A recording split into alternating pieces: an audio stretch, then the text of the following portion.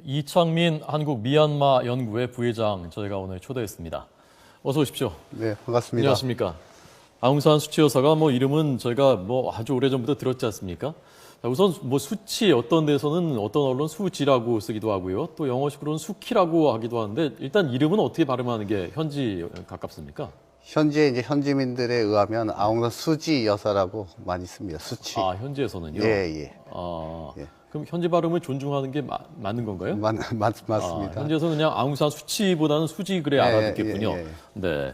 자, 어떤 인물인지요. 저희가 잠깐 영상으로 소개해드렸습니다만은 예. 노벨 평화상도 이미 받은 지가 한참 됐고요. 어떤 인물인지 좀 소개를 해주시죠. 미얀마에서는 아웅산 수지 여사가 상당히 그 미얀마의 민주화의 대표적인 인물이죠.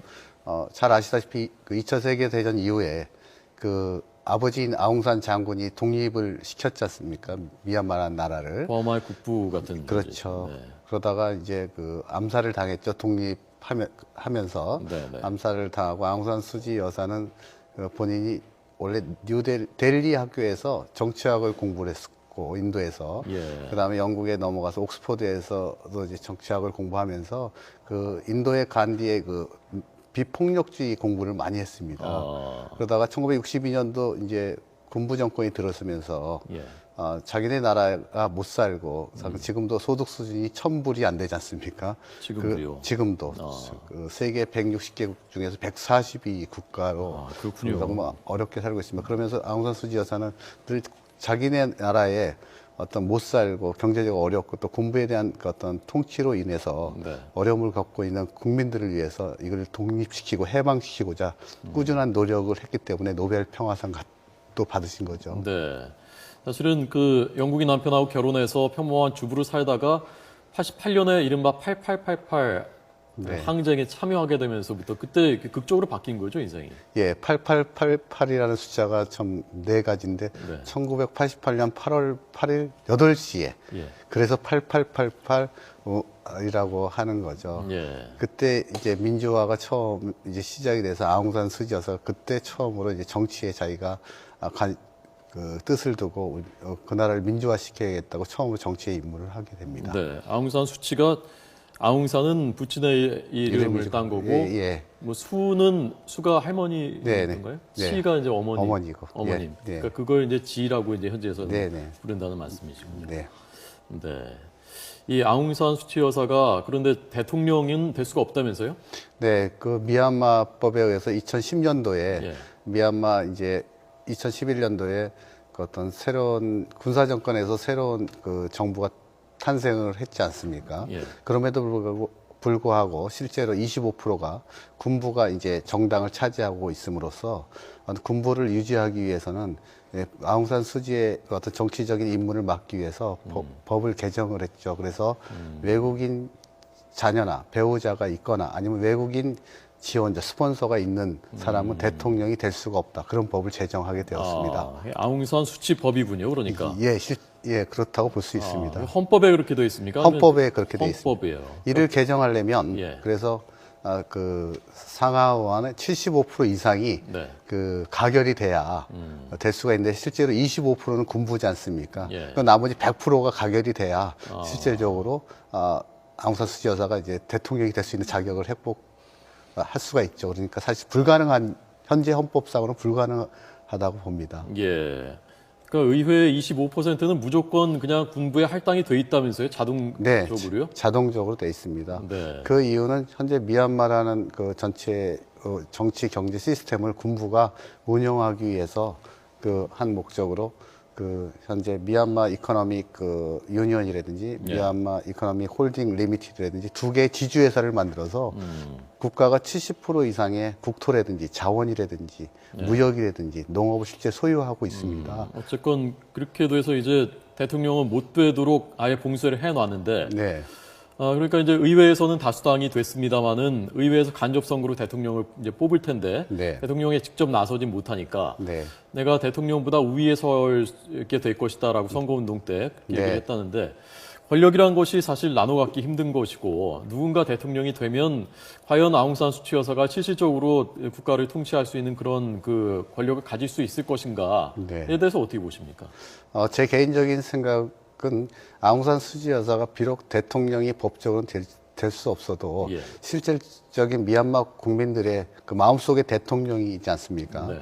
그렇기 때문에 그 지금 제 측근인 도 군부 출신인데 그분을 대통령을 해놓고 아마 그 실질적으로 의장이나 고문이나 그런 역할로서 충분히 대통령의 역할을 수행하지 않을까 생각이 듭니다. 아, 지금 최측근이 군부 출신이군요. 예, 예, 그렇습니다. 아, 예. 그런데 그 군부 출신 그 이름이 뭐죠? 그건 잘 모르겠습니다. 제가 이름 기억이 안 납니다. 예, 그 최측근이 대통령이 된 다음에 마음이 또 달라질 수도 있지 않을까요? 근데 그동안 민주화 투쟁을 하면서 최측근이 계속 그 민주화를 위해서 같이 도왔던 오른팔이었기 때문에 그렇게 되지는 않을 것 같습니다. 오랫동안 충성을 검증받은 그 측근이군요. 네, 그렇습니다. 네. 그래서 그런 구석이 이제 믿는 구석이 있으니까 그렇게 하겠다라는 어떤 보관을 가지고 있는 거죠. 내비친 거군요. 네. 예. 이 아웅산 수치 여사는 미얀마라고 하지 않고 계속 지금도 버마라고 한다면서요? 네. 왜 그런 겁니까? 그 이제 원래 이름이 버마였는데 네. 그 미얀마 군부 정치가 들어서면서 네.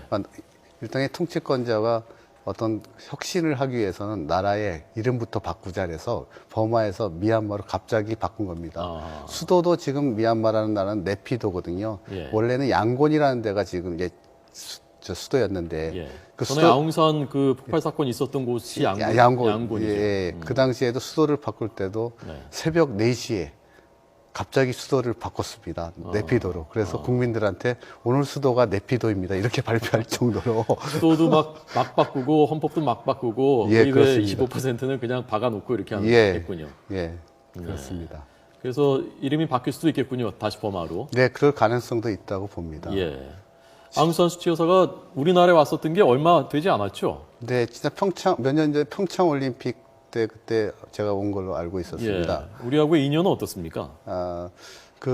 사실 뭐 우리나라가 이제 전체적으로 보면 버마라는 나라는 사실 1960년대 우리도 하고 비슷한 경제 환경에서 우리는 급속한 경제 성장을 한 반면에 미얀마는 군부 정치를 지속적으로 개혁하지 않고 유지하면서 소득 수준이 50년간 그대로 온 거죠. 발전을 하지 못한 나라죠.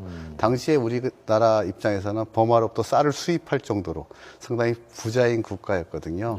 예. 그래서 우리나라하고 미얀마는 그 6,500만 명의 인구가 있고 또 자원이 풍부한 국가입니다. 네. 석유라든지 구리라든지 니켈이든지 보유량이 천연가스라든지 보유량이 상당히 많은 그 자원이 풍부한 국가이기 때문에 네. 우리나라처럼 자원이 부족한 국가가 상당히 우리가 그 전략적인 외교나 경제 정책을 펼 필요성이 있는 국가라고 생각을 경제적으로 합니다. 협력할 여지가 많은 나라군요. 우리 입장에서 봤을 때는. 예. 그 나라는 그 전체의 그 보면 우리나라의 국토의 한 1.5배 정도 크고요. 인구가 6,500만 명 정도 되는데 인구도 많네요. 특히 소승 불교를 믿고 있어서 예. 일단 노동력이 상당히 착하고 좋습니다. 그다음에 예. 지금 소득 수준이 직장인 평균이 한 6만 원 내외입니다. 네, 상당히. 그래서 최근에 대기업에서 그 지출하기 위해서 핸드폰 공장을 검토를 했었습니다. 그런데 지금 가장 부족한 건 그들의 SOC 시설 투자가 부족하거든요. 예. 전기라든지 항만이라든지 도로 시설이 부족하기 때문에 네. 그런 사업을 현재 포기한 적도 있는데 향후에 우리나라가 경제적으로 가장 협력해야 될 아세안 국가에서는 제일 첫 번째 국가가 미얀마라고 생각을 합니다. 그렇군요. 그 사실은 처음 알았습니다. 네. 지난번 2013년 왔을 때 박근혜 대통령도 만났었고, 네. 박원순 시장도 만났었고요. 예, 여러 사람들 만나고, 네. 광주도 가고 그랬었죠. 네, 그렇습니다. 예. 그때 어떤 일정들 좀 소개를 해주시죠. 그때 저는 그때 수행을 하지 않아가지고 당시에 그 일정에 대해서는 잘 모르겠습니다만 당시 이제 아웅산 수지가 우리나라 입장에서도 상당히 중요한 파트너적인 잠재적인 미래의 국가이기도 하고 민주화를 상징하는 어떤 미얀마에서 대표적인 인사지 않습니까? 그런 의미에서 한국과의 어떤 파트너도 중요하고 또 본인의 그 민주화 활동을 한국에 또 알리는 역할을 또 수행하기 위해서 그때 온 걸로 제가 알고 있습니다. 예, 알겠습니다. 미얀마라는 나라, 어쩌면 이제 버마로 다시 이름이 바뀔 수도 있는 이 나라가 우리한테 전략적으로 굉장히 중요한 파트너가 될 수도 있다는 사실을 오늘 다시 한번 인식을 했습니다. 이창민 박사에게 들었습니다. 고맙습니다. 네, 감사합니다.